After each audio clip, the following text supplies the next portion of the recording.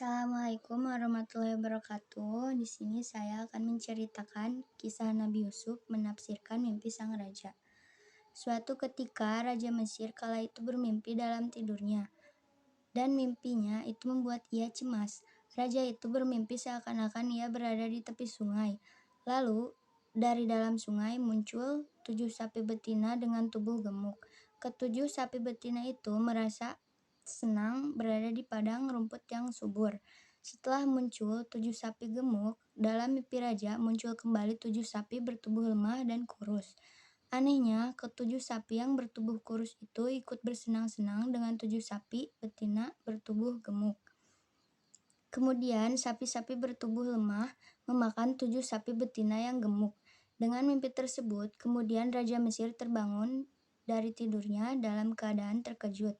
Lalu ia tertidur lagi dan mendapatkan mimpi aneh yang berbeda.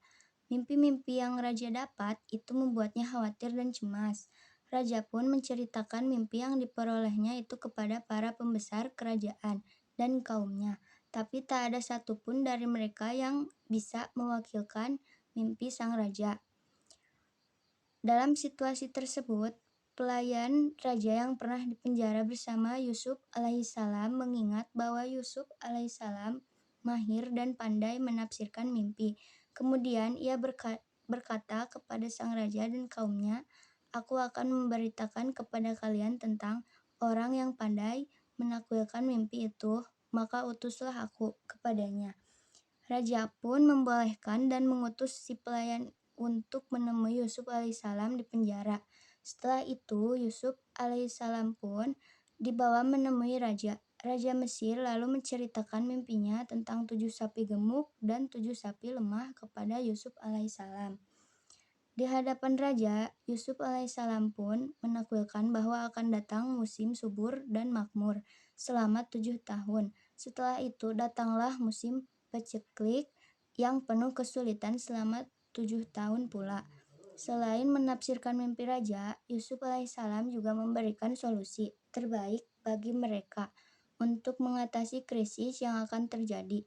Beliau memberikan gambar jelas kepada mereka tentang kondisi yang terjadi ketika datang tahun-tahun dipenuhi dengan kemakmuran dan tahun-tahun yang diwarnai kekeringan atau paceklik.